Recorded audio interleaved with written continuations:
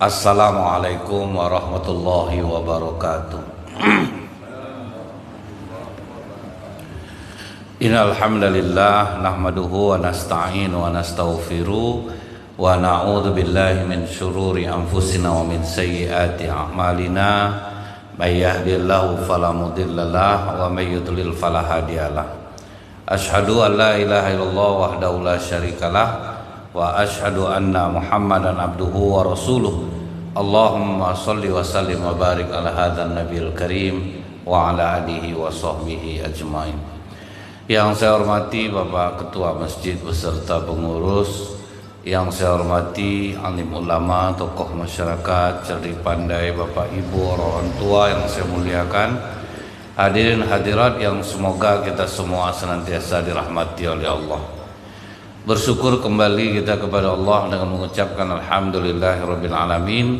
Semoga dengan banyak kita mengucap syukur kepada Allah ini menjadikan jiwa kita selalu berada dalam kecukupan, tidak pernah mengeluh, dan menjadi hamba-hamba Allah yang bersyukur.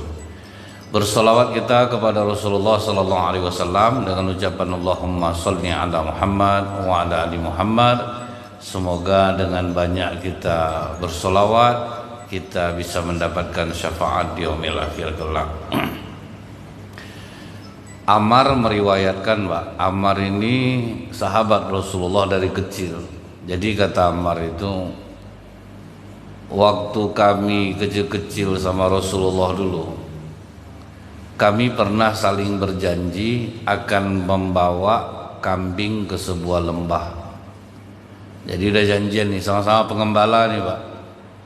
Besok kita Muhammad sama ya, di lembah itu kita banyak rumputnya, di situ kita ngasih makan kambing. Kata Rasulullah, oke, kita akan bertemu di sana. Rupanya Pak, Rasulullah lebih dulu sampai ke lembah itu sama kambing-kambingnya. Sama kambingnya udah sampai di lembah itu. Lama Rasulullah menunggu, baru datang Ammar. Nah, kata Ammar, waktu aku datang itu aku melihat Rasulullah sedang mengusir-usir kambingnya agar jangan memakan rumput. Jadi diusir-usir oleh Rasulullah, Pak, asal kambingnya mau makan diusir. Ditanya oleh Ammar, mengapa kau mengusir kambingmu Muhammad? Kenapa kau larang dia makan? Kata Rasulullah, kita akan janji bersama-sama sampai di sini. Jadi kalau udah sama-sama kita sampai sini, baru sama-sama kambing kita makan rumput nih. Jadi kata Ammar, dari kecil aja Rasulullah tuh sudah sangat menepati janji. Nggak boleh sama aja kambingnya makan. Kalau kita tuh kita ansur dulu, Pak, kan? Udah kita ansur dulu, baru kita datang. Susah, Bu. Saya janji kemarin sama Ustaz Rahmat Saroni kami makan. Duluan saya sampai, duluan saya pesan, Pak. Payah, Pak. Itu sebetulnya tidak menjadi masalah, cuman begitulah Rasulullah itu. Itu rupanya hal yang bisa meneguhkan jiwa kita nih, Pak. Kenapa kita kadang pelin-pelan, udah kita bilang ini, itu kita bilang ini. Mungkin kita termasuk orang-orang yang tidak menepati janji, Pak. Kita udah rajin sholat nih, Bu, cuman tidak bisa menepati janji itu. Datanglah ke rumah nanti ya Kak, insya Allah lah jam 2 lah nanti ke sana. Tunggu sampai jam 3 tak tiba, Pak. Apa ndak rusak jiwa kita nih, Pak? Kita kadang janji sama anak, sama cucu, lupanya untuk mendiam-diamkan pun ndak boleh. Ayah ya nanti nenek beli nanti. Rupanya udah diam dia ndak dibelikan. Rupa termasuk tidak menepati janji, Pak. Itu yang menyebabkan hati kita ini kok susah jadi baik nih, Bu. Sholat udah, Pak, berdoa udah, tapi tidak teguh hati ini, karena kita tidak teguh memegang janji. Rupa kalau janji sudah terucap, Pak, itu betul-betul harus dilaksanakan. Untuk hal yang sepele, masalah ngasih makan rumput kambingnya ya, berusaha Rasulullah jangan sampai kambing dimakan sedikit pun sebelum kambing dari Ammar datang. Kalau udah sama-sama, baru sama-sama makan. Berlatihlah kita nih, Bu, masih ada usia nih, Pak. Jadilah orang-orang yang menepati janji. Apalagi pengakuan sahabat yang lain yang terlihat sepele, Bu. Rasulullah tuh pernah berjanji sama orang di suatu tempat. Tempat tuh agak lapang tempatnya, Pak. Karena sudah janji di hari yang ditentukan, ditunggu Rasulullah dia di situ. Panas terik kata para sahabat. Kata mereka ke Rasulullah, ya Rasulullah, pindahlah ke tempat yang teduh tuh. Kan nanti nampak juga kalau dia datang. Kata Rasulullah, aku janjinya di sini, bukan di situ. Ditahannya panas matahari itu. Gimana ndak hebat Rasulullah tuh, Pak, mengajarkan para sahabat. Maka sahabat tuh, Bu, ya, teguh-teguh hatinya, Pak. Begitu mereka sudah mengucapkan kalimat la ilaha illallah Muhammadur Rasulullah, ndak surut lagi. Kok bisa gitu?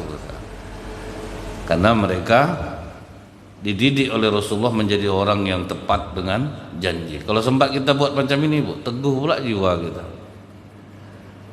Kita susah, Bu, ya. Sampai tersebut sama orang, kau janji jangan janji tukang jahit, kata orang, Bu, ya. Karena itu yang sering molor, Pak. Jadi tersebut jadinya.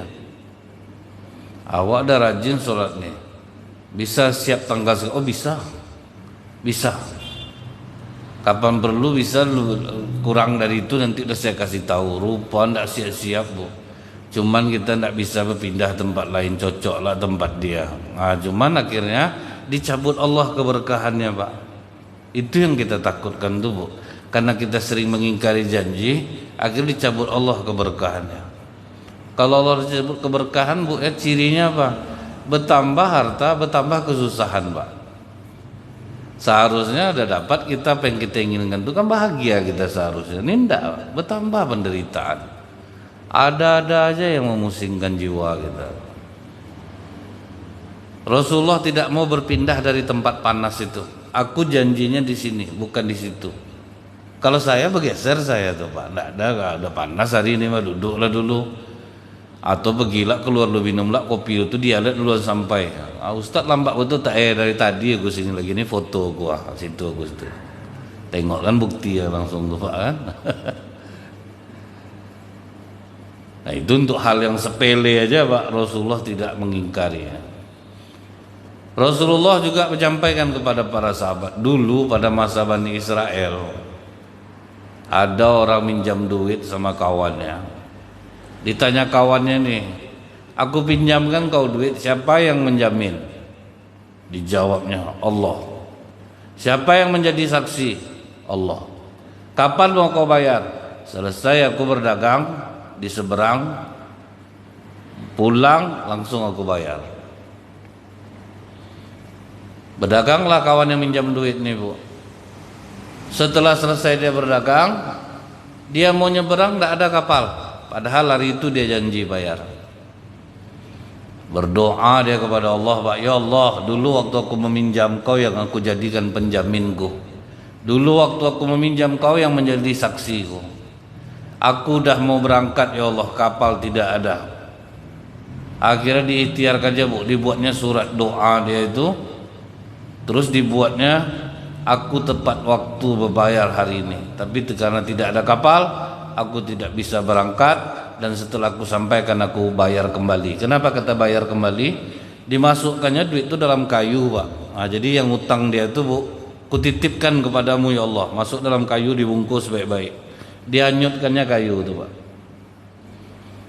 Yang penting besok kalau sempat tidak sampai duit ini, aku pulang aku bayar balik.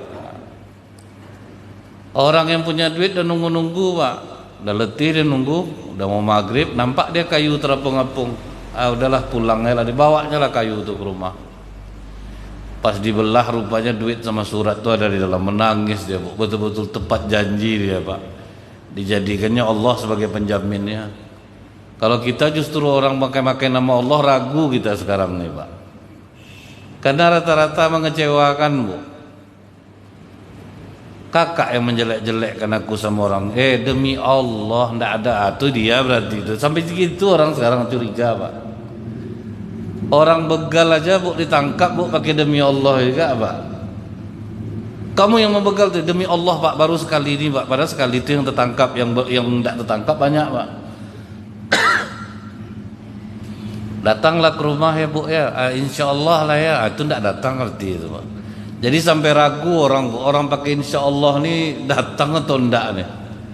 Sampai orang kalau orang udah pakai insya Allah, itu enggak datang berarti itu. Nah, sampai gitu Pak. Padahal Bu, insya Allah tuh hanya boleh dipakai kalau memang kita niat memang betul mau datang. Tergantung Allah lagi mau merestui kita datang atau enggak. Jadi justru memakai insya Allah tuh kita pasti datang namanya itu Pak. Nah jadi menggunakan demi Allah ini ragu orang sekarang karena terlalu banyak orang kecewa. Dua dosanya lagi Bu. Udah bawa nama Allah Pak, ngingkari janji lagi, berapa banyak kena itu. Nah, berjanji ini jangan sampai kita mengecewakan orang. Ternyata betul-betul dibayarnya uang itu. Pas dia selesai berdagang Pak, balik dia Pak, pergi rumah kawan itu, rencana mau bayar. Kata kawannya, bayar apa juga? Oh lagi, udah terima kayu kau tuh sama aku, dan isi surat kau. Bertambah-tambah keyakinannya kepada Allah. Jangan pernah mengicu-ngicu cucu, mendiam-diamkannya, mengicu-ngicu anak. Kalau udah terbilang ya nanti kita jalan, apapun resikonya bawa jalan. Jangan sampai ditipu. Nanti nenek belikan, nanti ama diam ya, nanti nenek belikan. Senyap anak ini hilang Pak perkara. Itu hal-hal yang sepele Pak, merusak jiwa rupanya Bu. Rasulullah tidak mengajarkan itu kepada para sahabat. Lihat sahabat Pak, melihat teladannya Rasulullah itu pas perjanjian Bai'at Aqabah itu. Apa ndak kuat Islam ini jadi janji mereka apa? Kami tidak akan mencuri, kami tidak akan berzina, kami akan menjaga dirimu ya Rasulullah melebihi menjaga anak dan istri kami. Apa ndak kuat jadinya Islam dibuatnya Pak? Umatnya ndak ada yang maksiat satupun Bu kan. Janji mereka kepada Rasulullah itu mereka tunaikan. Itulah keanehannya Bu, jumlah umat Islam di Madinah 1.500, orang Yahudi yang megang ekonomi 4.000 orang Muslim 4.500. Orang Islam akhirnya yang megang ekonomi. Bai'at Aqabah itu sempat diamalkan, kami tidak mencuri, kami tidak berzina, kami tidak akan menyekutukan Allah. Apa ndak kuat jadinya Pak? Kita ndak bisa Bu, kadang sholat rajin, mencuri ini belum bisa hilang lagi Pak. Kadang Bu ya orang-orang yang kedapatan mencuri itu yang ketahuan, yang sebetulnya yang aktor-aktor intelektual yang mencuri banyak yang tidak tertangkap. Ibaratnya lebih besar lagi daripada itu. Banyak yang nyantai aja. Kadang kita ini Bu ya berjual beli nih. Kadang sama kita dengan mencuri Bu. Kita bujuk-bujuk orang tuh supaya mau beli barang ini murah, terbeli dia mahal, kan mencuri juga kita tuh Pak. Kita anggap itu satu kecerdasan. Kita ada, ingat saya dulu orang berjual beli Bu ya, nggak bisa 9 juta aja Pak Haji, ini ada barangnya kan. Kalau 9 juta udah siali nanti jemput, tak siapa siali ini Pak, mau siali 9 juta nih. Saya mau segitulah, 10 juta itulah tuh. Akhir dibeli orang. Dia nanya Bu, ini berdusta saya enggak Ustaz? Bukan berdusta nih Pak Haji, mencuri. Bukan mencuri nama itu Pak, tapi dianggap sebuah kecerdasan. Kadang ada yang dapat atas bawah Bu. Ada orang jual barang, kebetulan saya di lokasi itu Pak. Dia bilang, ini barang, ini memang logam apalah Pak, barang mulia lah. Atau orang nelfon, itu barang yang sama Bapak store aja ke saya 80 juta. Oke, nanti saya cari siapa yang mau ngambil. Nah, nelponnya dekat saya Bu, diteleponnya orang. Ini barang sesuai foto, udah bagus. Jadi netnya 125, masih halal Bu, tidak ada masalah Pak, barang bukan barang pokok. Makin besar harga barang kan biasa aja Pak ya, dapat 45 juta. Nah di mana dia mencurinya? Dia telepon lagi yang punya barang, tidak masuk 80 itu tuh Pak, kurang lah lagi. Kurang ya dia Pak. 70 juta, 10 juta pencuri. Jadi kan main atas bawah namanya itu Pak ya. Bentuknya kan halal gitu Bu ya. Bentuknya halal. Tapi kalau misal dia bilang 70 aja lah saya setor ya, mungkin tidak masalah, tapi tidak masuk segitu. Apa yang tidak masuk lagi Pak? Udah 45 juta untungnya, apa yang tidak masuk lagi? Jadi inilah pepatah Arab mengatakan fabila fabda'in kiftan adam. Awali dengan kata tidak daripada nanti kamu menyesal. Jadi kalau misal kita berjanji-janji ini Pak, jangan cepat mengatakan iya, itu maksudnya. Pikir-pikir betul dulu. Makanya tempat yang paling disenangan iblis itu bukan di pasar-pasar, maksudnya orang berjual beli inilah. Udah berapa kali dibakar Allah, Ramayana belum penuh lagi dibakar. Pasar atas ada berapa kali ganti, mudah-mudahan nilai yang terakhir Bu dibuat bagus kan Bu ya. Ada berapa kali dah Pak, azab wisatawan kena apa barang murah dijual mahal. Dulu ingat saya parkir sampai udah ada terparkir Pak, mundur 20.000 Pak. Jadi banyak orang tidak sesuai janjinya. Siapapun Bu yang melakukan hal ini, orang janji akan mensejahterakan masyarakat, janji akan adil. Kalau keberkahan sudah dicabut, kita yang bohong ini yang terasa Pak. Kalau orang kan tidak tahu Pak ya, kita berjanji kita ingkari. Macam kami ustaz-ustaz ini apa penyakit kami ini tidak aneh-aneh Bu ya. Bisa datang ustaz, bisa. Tidak taunya ada amplop lebih besar orang undang, tidak datang gitu ya. Maka kadang itulah dia memang penyakit ini ujian Bu, tidak selamanya karena itu. Yang tahu kan kita sendiri Pak. Dicabut Allah keberkahan itu. Saya ingat saya yang melakukan ini Pak. Ada pernah kena saya gara-gara ini. Saya udah mendilkan orang undang, udah oke, tidak ada halangan, masuk ujian uang Pak, di tanggal yang sama. Yang satu saya ceramah hanya 15 menit jaraknya dari rumah, yang satu lagi 2 jam, besarlah yang 15 menit nih Pak. Apa ndak goyang Pak? Kena Bu, dicabut Allah keberkahan tuh. Rasulullah melarang tukar tambah. Saya udah pernah mengalaminya Pak. Jadi kadang Bu ya, kami itu menjadi teguh karena kesalahan kami sendiri. Saya ingat dulu ada TV 34 inci.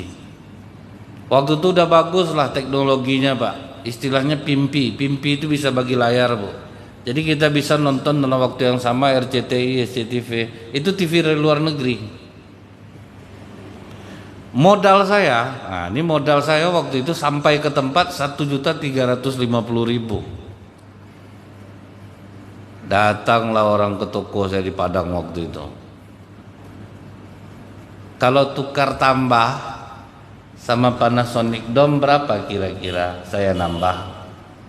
Panasonic Dome-nya 29 inci baru lagi Bu. Tambah aja lah 13,5. Kan bentuk apa namanya tidak berapa cara ngomongnya itu Pak. Tambah aja lah 13,5. Ditambahnya 1.350.000. Modal TV besar saya balik, saya dapat TV gratis. Nah, kan itu Pak kan? Di TV gratis ini bisa lagi dijual 13,5. Untungnya belilah sepeda anak patah, beli jam tangan jatuh pas beruduk pecah. Disitulah saya merenung. Betul kata Rasulullah, jangan coba-coba tukar tambah ini. Kalau mau tuh jual dulu barang kita, udah dapat duitnya baru cari. Nah, kalau sekarang kan macam halal bentuknya Bu ya. Nah itu hal yang bukan janji aja terbukti dicabut keberkahannya Pak. Bagaimana dengan janji-janji yang kita ingkari? Bapak janji sama ibu tidak buat lagi, bapak buat juga balik. Nah. Kalau orang mengingkari janji ini Bu, tidak percaya orang lagi itu. Ada masyarakat di Pekanbaru nih Pak, suka betul berutang dengan Bank 47 Pak. Kan kita ada Bank 46, ada 47 pinjam 4 bayar 7. Merata masyarakatnya suka minjam duit macam itu. Adalah orang kaya Bu, kenapa masjid tempat ini sepi? Masyarakatnya ini melemah karena utang banyak. Utang apa? Sama rentenir. Kumpulkanlah warganya PRW ya, dikumpulkan PRW ini warga. Datang bapak ini, saya selesaikan utang bapak ibu semuanya, tapi janji jangan utang lagi, isilah masjid kita ini. Ya, dibayarkanlah sama bapak nih Pak, diulang balik Pak. Nah, itulah payahnya Bu. Akhirnya mana mau orang nolong lagi? Jadi kadang-kadang Bu ya, saya kalau nengok orang susah itu harus tabayun kita dulu Pak. Ini karena kelakuannya yang buat dia susah atau memang gimana gitu. Karena rupanya dia tidak tepat janji. Jadi siapapun Bu yang diingkari pasti membekas di jiwanya Pak. Susah dia untuk percaya lagi. Nah, kemudian Bapak Ibu, apalagi kata para sahabat? Ada nama sahabat tuh Huzaifah Pak. Dia sama bapaknya mau hijrah ke Madinah, tapi orang mau perang Badar. Dihadanglah dia oleh orang Quraisy. Kata orang Quraisy, kalian tidak boleh berangkat. Kalian berangkat nanti gabung kalian sama tentara Muslim. Kalian musuhi kami, balik. Kalian ikut kami, kalian perangi kami. Kalian boleh berangkat ke Madinah, tapi ada perjanjiannya. Apa perjanjiannya? Kalian tidak boleh ikut bergabung dengan pasukan Muslim untuk memerangi kami. Kalau bisa kau janji, kami biarkan kau berangkat.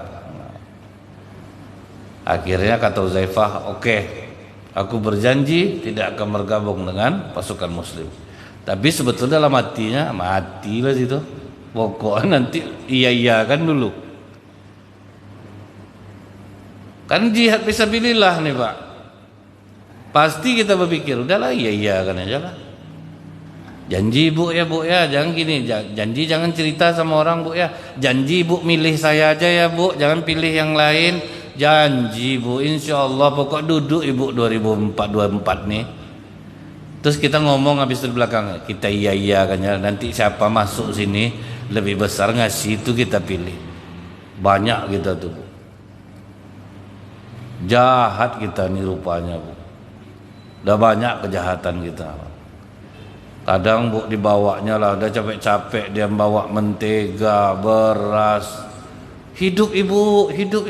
Wah, dia udah senang lah hatinya bakal dipilih. Rupa ibu-ibu majelis taklim ini udah cerita lah Pak. Kita iya kan aja lah. Tapi kita udah janji dari ke Allah, biar ada itu. Pokoknya nanti ada lagi yang masuk kita iya kan lagi. Oh, rupanya ngeri Pak. Kenapa saya katakan ngeri? Padahal kan bentuknya kan dia tidak juga akan menepati janji nanti. Oke, tapi lihat Bu, Huzaifah begitu sampai di Madinah diceritakannya ke Rasulullah. Kami ini maka lolos kemari Rasulullah, kami berjanji tadi. Kami tidak akan bergabung dengan tentara Muslim untuk melawan orang Quraisy. Tapi aku akan ikut Rasulullah dengan pasukan Muslim untuk memerangi orang Quraisy. Apa kata Rasulullah? Memang tentara kita kurang. Lawan kita 1000, jumlah tentara kita 313. Untuk kekurangan ini kita mohon kepada Allah untuk menolong kita.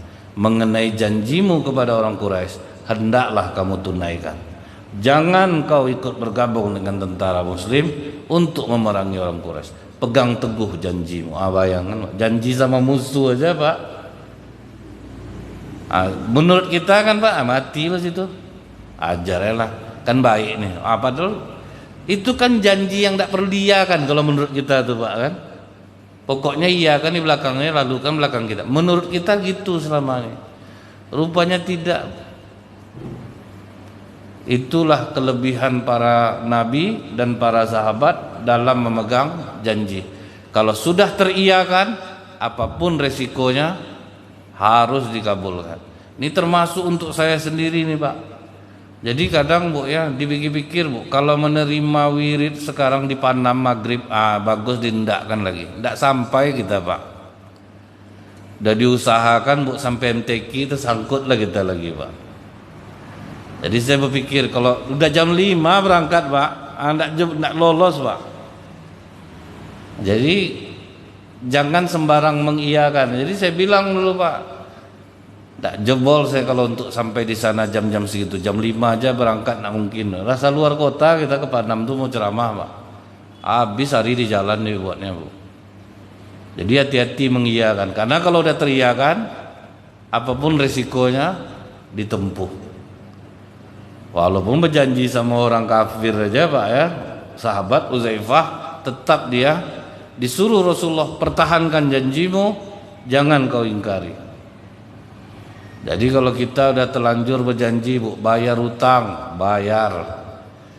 Jangan ditunda-tunda hari. Ini acting Pak, tidak bisa bayar acting. Dia payah betul sekarang nikah. Kemarin dah luka lah kaki anak, kena lah anak-anak jujur lah Bu. Tidak ada luka kaki orang dong, hati-hati Bu. Anak-anak ini jujur. Nanti kau datang Bu Des ke rumah bilang mama tidak ada ya. Ya. Ada mama dedek, kata mama tadi bilang dia ndak ada, mama ada di luar. Kacau Pak. Anak-anak itu dia jujur Bu, ndak bisa ndak. Kita nih makanya Bu menengok wajah anak kecil tuh lucu, menggemaskan, sayang aja kita nengok dia tulus Pak. Kita pun bisa Bu ditengok orang macam itu kalau kita tulus, teguh, berjanji kita Pak. Enaklah wajah kita ini dipandang nih Pak. Kadang kita memandang orang, saya memandang mukanya sakit di saya nih. Takutnya itu Pak, banyak masalah yang udah dibuat. Kita mandang orang enak, pas mandang dia agak lain lah saya. Atau orang mandang kita Bu ya, enggak suka aja orang. Ya bisa jadi kita banyak masalah dalam diri. Jadi kalau ada orang membenci kita tanpa alasan, mungkin jiwa kita nih yang udah sakit, udah terlalu banyak betul rusaknya Bu. Hingga orang tidak menarik aja mandang kita nih. Bisa jadi seperti itu gitu. Nah ini Rasulullah itu memegang janji. Kemudian apa Bu? Rasulullah itu memberikan berita gembira sesuai dengan fakta tanpa harus dibuat-buat atau Rasulullah berbohong. Ada seorang ibu, dia punya nama anak Harisah namanya Pak. Anaknya ini meninggal di peperangan. Dicarinya lah Rasulullah Pak. Ya Rasulullah, aku ibunya Harisah. Aku mendapat kabar anakku telah wafat. Dan kau tahu ya Rasulullah, betapa berharganya anakku itu bagi diriku. Karena dalam Islam ini Bu ya, kalau istri sudah menikah, dia harus berbakti kepada suaminya, kemudian kepada mertuanya, baru kepada orang tua kandungnya. Makanya kalau ibu sakit, bapak sakit, itu tanggung jawab anak laki-laki. Karena istri pasti harus berbakti kepada suaminya. Kalau sempat anak perempuan pula yang ngurus, kewajiban anak perempuan berbakti kepada suami. Maka tambah parah penyakit ibu tuh kalau anak perempuannya yang ngasuh Pak. Kenapa? Suaminya tidak terpedulikan misalnya nih Bu ya. Tapi kalau suaminya mengatakan tidak apa-apa deh, urus mama, karena tidak ada anak laki-laki, urus mama. Atau ada anak laki-laki Bu, tidak ada juga gunanya kadang Pak ya, uruslah deh. Abang ridho, tidak apa. Jadi sebetulnya Bu yang tanggung jawab orang tua tuh anak laki-laki, karena istri pasti ngikut Pak. Kalau sempat datang saya mau sama anak perempuan saya, dia udah bersuami Bu, kewajiban istri berbakti kepada suaminya. Udah berpindah Bu, begitu ijab kabul bapak sama menantu, hilanglah apa bapak. Itulah berpindah kepada suami. Anda taunya sekarang anak perempuan kita suruh merawat kita, suaminya kayak mana Bu? Sementara kewajibannya berbakti kepada suami. Jadi Ibu, di Mekah itu sampai pernah ada persidangan dulu Pak. Persidangan yang sangat membanggakan orang tua. Anak-anaknya berebut mau mengasuh orang tuanya, Pak. Masuk persidangan, Bu, bayangkan tuh. Apa ndak bangga emaknya, Pak? Diperebutkan anak, Pak. Kalau kita di sini kau aja lah, malas aku nengok mamak tuh udah kencing-kencing, ndak tentu arah aja dia. Ini sampai anaknya berebut, Bu. Sampai kata ibu tuh, yang satu mata kanan aku, yang satu mata kiri aku. Jadi pengadilan waktu itu akhirnya memutuskan pokoknya sama-sama aja lah, karena saking inginnya dia, Pak, sama emak itu betul-betul macam ratu emaknya dibuatnya, dan itu anak laki-laki. Jadi emak-emak yang punya anak laki-laki yang berbakti jangan malu dicebokkan anak, jangan malu apa, itu memang tanggung jawab dia, bukan tanggung jawab anak perempuan. Cuman kan kadang-kadang mama bilang malu lah saya Ustaz. Anak apalah malu, Pak, memang itu tanggung jawab dia, dia lebih bertenaga. Saya itu salut, yang paling salut saya abang kandung saya, Bu, yaitu sampai mama itu, Pak, dipeluknya dari belakang menahan dia. Nah, itu dia, Pak, karena laki-laki lebih bertenaga, Bu, kan. Kalau perempuan nih kalau ngasuh emaknya bagus juga, Pak, teliti juga, cuma kadang-kadang dia punya kewajiban lain. Nah itu nanti takutnya terlepas kewajiban yang lain jadinya. Nah bakti sahabat kepada orang tua itu, Bu, apa ndak berkah hidup mereka itu, Pak. Ketakutan mereka sama orang tua itu seperti ketakutan kepada penguasa zolim, penguasa jahat, dan dia sangat takut. Itulah anak yang paling berbakti sama orang tua. Dia menganggap orang tuanya tuh penguasa zolim. Penguasa zolim ini maksudnya apa, Pak? Apapun disuruhnya kan harus dikerjakan. Jadi tunduk kepada orang tua itu sepenuh hati, Bu, selama bukan untuk menyekutukan Allah. Ibnu Mas'ud disuruh emaknya ngambil air, Bu. Ibnu Mas'ud pergi ambil air. Baru sebentar dia ngambil air, masuk ke dalam, udah tidur emaknya, Pak. Dipegangnya tempat minum tuh, Bu, sambil berdiri menyaksikan mata mamaknya sampai bangun. Nah, bayangkan sama Bapak tuh berapa baktinya tuh, Bu. Tegak dia ditengoknya mata mamaknya, ditunggunya sampai bangun, pegangnya nih, Bu. Mana ada kita sanggup macam itu, Pak, ke orang tua. Paling mama tidur, mama orang udah suruh ngambil airnya. Ini mama bentar. Ini ndak betul-betul ditunggunya, Bu. Ali bin Abi Thalib ndak pernah mau makan sama mamanya, tapi dia nungguin terus, Bu. Tanya sahabat, ngapa ndak ikut makan sekali? Nanti temakan aku lauk yang mak aku suka nanti. Jadi biarlah mak aku ngabiskan dulu. Mana yang bersisa itu yang aku makan. Nah itu, Pak. Kalau kita no, mama untuk mama aja tuh, nah sini mah azab lauk emaknya, Bu. Ada ingat saya kawan saya tuh kecil disuruh mamaknya makan jauh-jauh, Bu. Kau habis sambil makan jauh-jauh. Kalau enggak habis, Pak, lauk-lauk bapak pun selesai sama dia. Ingat saya dulu tuh. Jadi kalau makan jarak-jarak 5 kilo dari rumah, Pak, supaya malas dia pulang, Pak. Kenapa jauh kali kau makan? Kata mama aku nanti habis lauk bapak aku. Karena selesai disalinnya, Pak. Kalau dia berada di lokasi makannya selesai. Dia kan ada orang nih, Bu, dikasih Allah nikmat makan banyak badan nak naik, Pak. Itu hebat itu, Pak. Dulu sampai, Bu, ingat saya ada rumah makan di Pasar Nibiai dulu namanya, Pak. Mungkin masih ingat, Pak, kalau orang lama Cikapundung Biai itu. Sampai melapor dia ke ketua pemuda, tolong anak yang namanya ini jangan makan tempat saya, rugi saya, katanya, Bu. Makannya 1 tambuhnya 8 kan rugi, Pak. Jadi sejak itu tidak boleh dia makan sana lagi. Takut orang nengok dia makan.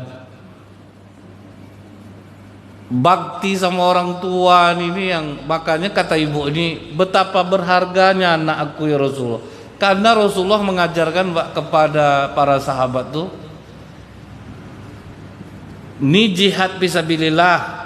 Ini berbakti sama orang tua. Berbakti sama orang tua jauh lebih baik daripada jihad fisabilillah.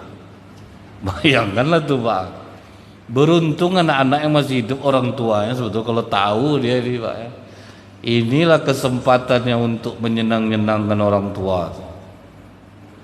Kemudian, Bu, ya, kata Rasulullah, surga itu banyak jumlahnya, Bu. Nah, kata ke ibu yang anak meninggal nih, Pak. Dan surga anakmu itu saat ini berada di surga Firdaus. Mendengar itu apa kata ibu? Hilang semua kesedihanku ya Rasulullah. Hilang lukaku. Karena aku telah mendengar kabar anakku berada di surga Firdaus. Ini yang dikatakan Rasulullah, Pak, salah satu amalan yang dicintai oleh Allah, memasukkan rasa bahagia ke dalam hati orang lain. Ada kalanya bohong, tapi dalam tanda kutip. Makanya Bu ya, dalam masalah hadis pujian itu ada 3. Kata Rasulullah, pujian adalah kabar gembira bagi seorang mukmin. Artinya boleh memuji sesuai dengan fakta. Yang tidak boleh itu Bu ya, nenek ini kulit dah berkerut-kerut, tuh ibu bilang nenek macam anak gadis juga kulit nenek lagi. Itu kan tidak mungkin Pak ya. Sampai tidak tidur nenek itu malam Bu mencari kulit yang macam anak gadis, tuh kan kasihan gitu dia. Tidak boleh. Kemudian ada lagi hadisnya Pak. Jika engkau dipuji orang, sesuatu yang tidak ada pada dirimu, lemparkan pasir ke mukanya. Ada juga. Orang mau menjilat nih Pak, bapak lah yang baik Pak. Saya semenjak kepemimpinan bapak nih Pak, oh deh Pak, bagus betul. Padahal enggak Pak.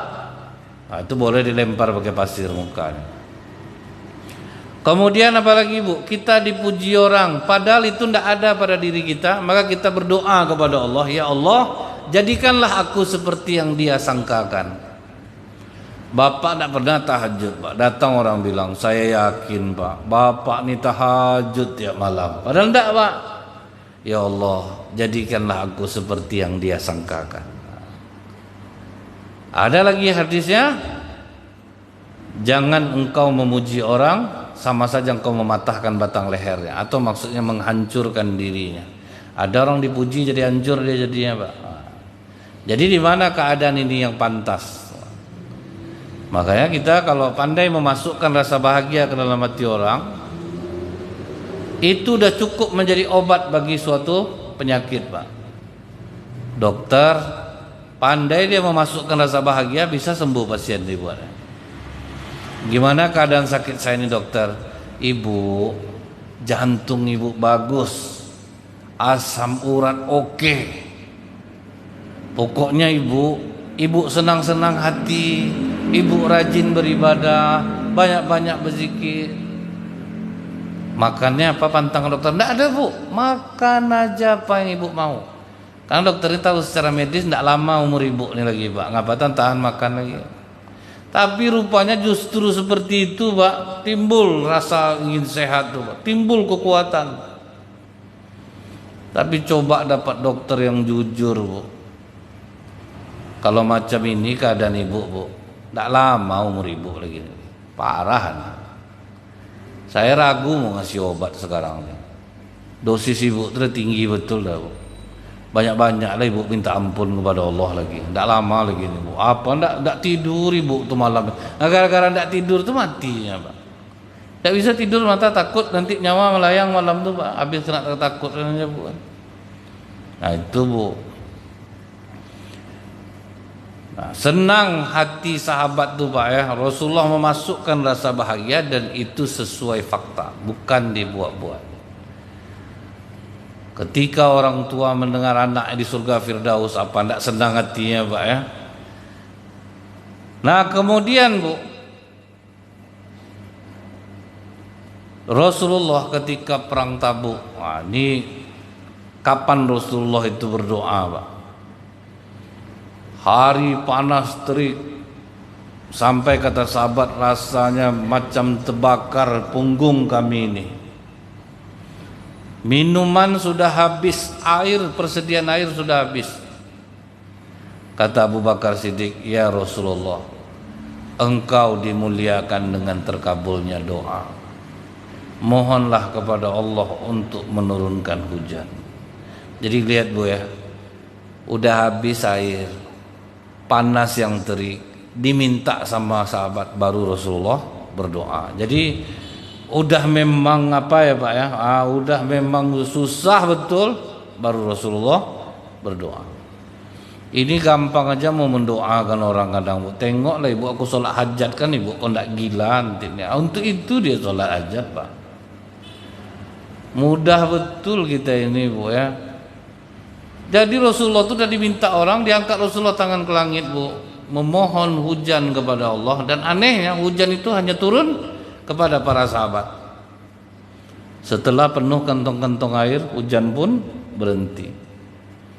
Jadi tidak setiap saat, tidak semudahnya.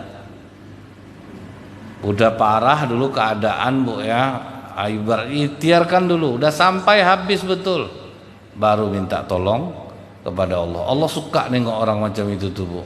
Diusahakannya dulu, Pak, gitu. Nah, inilah kemampuan kami ya Allah, sekarang kami serahkan kepadamu. Nah, jadi ini yang dikatakan sahabat, hujan yang ajaib. Bisa penuh kantong-kantong air balik dan tidak ada mengenai tempat yang lain. Dan ini pernah juga terjadi, Pak, di masa sahabat Al-Ala Al-Hadrami. Apa kelebihan Al-Ala Al-Hadrami ini, Bu? Ibadahnya, Pak. Jadi memang diakui sahabat di antara kami yang paling panjang sujudnya Al-Ala Al-Hadrami. Waktunya untuk Allah itu terlalu banyak, Bu. Sahabat-sahabat Nabi ini, Pak, waktu untuk Allah itu banyak, Pak. Dan itulah kenapa, Bu ya, tentara Chetnya itu sulit untuk ditaklukkan. Mereka di waktu senggang itu baca Quran, Pak. Bukan ngobrol, bukan main HP. Mereka waktu senggang baca Quran. Sehingga ketika perang sekarang sama Ukraina ini, Bu, bom itu macam berpesta pora mereka, Pak. Bunyi bom gitu, Pak ya. Dan tidak ada rasa takut lagi, Bu. Apalagi macam tentara Palestina itu semua penghafal Quran. Maka mereka itu sedikit tapi susah untuk ditumbangkan, Pak. Apa tidak stres, Bu? Gaza itu kecil cuman, Pak. Belum pernah bisa dikuasai Gaza itu, sekalipun belum pernah. Waktu mereka untuk Allah banyak. Kita kadang, Bu, mana betah kita duduk di masjid nih, Pak. Ini syukur nih ada pengajian, bisa kita duduk di masjid. Kalau enggak, Pak, keinginan dunia ini menyuruh-nyuruh kita, Pak, bukalah kedai lagi, lama lagi ini, lama lagi. Padahal setelah kita buka kedai macam itu juga keadaan setiap hari. Waktu kita sama-sama 24 jam, tapi kenapa orang bisa lebih untuk Allah, kita enggak? Ada dulu, ingat saya, toko hijab Bu Anis di Mall Borobudur, Malang kalau tidak salah saya. Mall terbakar semua, Bu. Cuman toko hijab Bu Anis yang bertahan. Sujung api aja tidak ada yang membakar dinding dia. Jilbabnya satu pun tidak ada yang terbakar. Ditanya orang, apa yang ibu lakukan setiap hari? Ya, kalau pas tidak ada jual beli, saya baca Quran. Jadi waktu senggang itu untuk Allah. Ada waktu senggang untuk Allah. Jadi kadang sampai 10 juz saya baca Quran, Pak, sehari, Pak. Dari buka toko sampai tutup. Kan orang datang tuh kan tidak berentet-berentet, Pak ya. Itulah yang bertahan banyak waktu untuk Allah. Kita ingat, Bu, sahabat Nabi pernah ada yang sedang sholat dipanah orang, jatuh, dia tegak, dia balik, Pak. Nah, begitu betul, Pak ya. Sampai 3 kali, Bu, sampai dia salam, Pak, baru dipegangnya kawannya. Aku dipanah orang, katanya. Tengok kawan udah 3 panah, Pak. Ngapa ndak kau bangunkan aku? Ayat yang aku baca ndak mau aku putus, karena begitulah, Pak kan. Cinta mereka, Bu, pada agama. Apa orang di Mekah tuh ndak lapang-lapang waktunya, Bu. Mereka di masjid tuh betah, Pak. Bapak ibu aja lah waktu ke Mekah, betah ndak di masjid, Pak?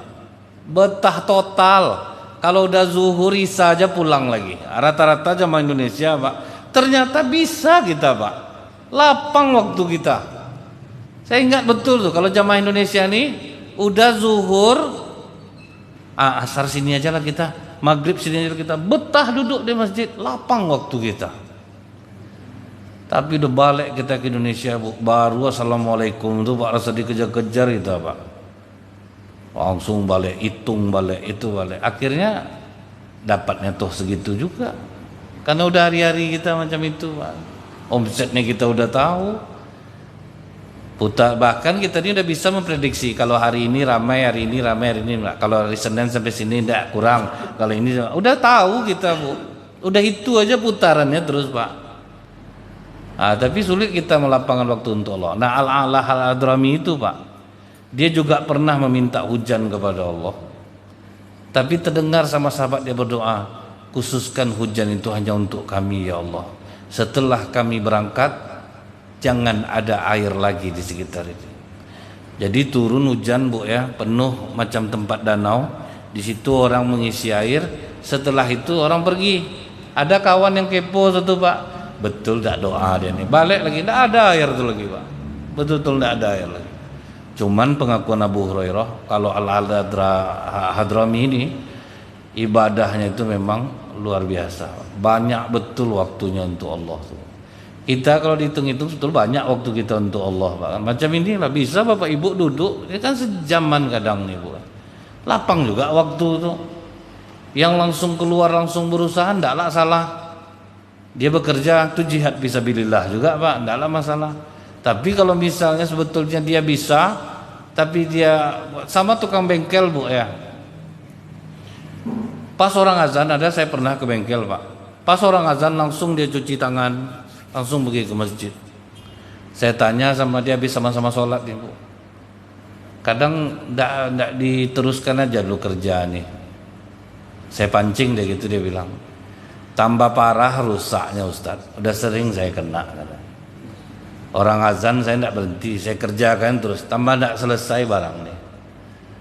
Bagus sholat kita lapang. Ada aja jalan keluarnya nanti nih Ustaz. Jadi orang-orang di lapangan, Pak, merasakan ini. Ada toko kaca film, Bu, aksesoris mobil. Ramai orang ke tempat dia. Jujur dia, Pak. Saya bilang, apa ndak kamu jujur? Makanya banyak orang ke sini. Ustaz tahu ndak? Azab orang saya bohongi dulu, Ustaz. Bohong maksudnya apa? Orang kan ndak pernah tahu kaca film yang saya pasang merek apa. Dia bilang 3M, oke, saya bayar. Saya bilang 3M, saya pasang kacanya yang biasa. Dia kan tidak tahu. Tahu Ustaz, anak saya tidak pernah bisa sembuh dari penyakit. Udah habislah satu mobil untuk biaya sakitnya, tidak juga selesai. Sejak itulah saya berjanji, saya tidak akan mau lagi makan uang dengan cara seperti ini. Baru aman hidupnya, Pak. Jadi orang di lapangan pasti mengalami ini. Tidak ada, pasti mengalami itu. Nah, jadi Rasulullah ini menyenangkan hati para sahabat dengan fakta yang luar biasa. Nah, kemudian, Bu, yang terakhir pagi ini, Rasulullah itu prinsipnya kalau kenyang masyarakatnya biar dia yang terakhir. Kalau lapar biar dia yang duluan. Jadi pernah beberapa orang sahabat, Bu, datang ke Rasulullah. Ya Rasulullah, kami mengadu kepadamu, kami sangat kelaparan saat ini ya Allah. Ya Rasulullah, apa yang harus kami lakukan? Lihatlah ya Rasulullah, diangkatnya bajunya, Bu. Udah diikatnya batu, Pak, di perutnya oleh para sahabat. Kata Rasulullah, berapa jumlah batu kau? Sekian. Diangkat Rasulullah baju, banyak batu pengikat perut Rasulullah. Kalau soal lapar aku daripada kalian. Aku asal ada makanan, kalian yang aku dulukan. Baru sahabat di situ dapat teladan, Bu. Jadi makanya susah untuk menjengkali Rasulullah para sahabat tuh, Pak. Karena ketika lapar ternyata Rasulullah lebih lapar, makanya pas sholat, Bu, heran orang kok berbunyi-bunyi perut Rasulullah. Rupanya dia mengikat batu di perutnya. Nah, kalau kita kan sekarang, Bu ya, kalau yang kenyang pasti kenyang duluan lah, macam kami ustaz-ustaz nih, Pak. Asal undangan makan kan duluan, Pak. Kenyang duluan, Bu. Makan tak buka dulu tak, kan gitu ya, Pak ya. Kami yang duluan, Bu, makan. Tanggunglah banyak ngambilnya itu, Pak, kan, supaya nanti, Pak. Karena kadang diuji Allah, Bu. Saya pernah trauma, Pak. Terakhir makan bawang bombay yang tinggal, Bu. Udah pernah saya amalkan dah, Pak. Saya ingin kenyang terakhir lah. Saya suruh orang ambil dulu, ambil, Pak, makan dulu, Pak. Duduk gak cerita-cerita gak. Udah selesai semuanya, saya datang. Betul-betul bawang bombay, Pak. Bawang besar tuh, Pak. Pakai kuah. Apa yang mau dimakan? Lama saya temenung di jalan, Bu. Awal lapar, Pak. Sejak itulah saya asal disuruh makan duluan, makan saya jadi. Saya duluan, Pak. Kadang tidak disuruh pakai itu. Udah boleh makan bu, kata saya. Lah duluan. Nah, jadi memang susah nih Pak untuk menjadi teladan seperti Rasulullah ini. Mudah-mudahan ini bermanfaat. Lebih kurang saya mohon maaf. Subhanakallahumma bihamdika asyhadu an la ilaha illa anta astaghfiruka wa atubu ilaik. Assalamualaikum warahmatullahi wabarakatuh.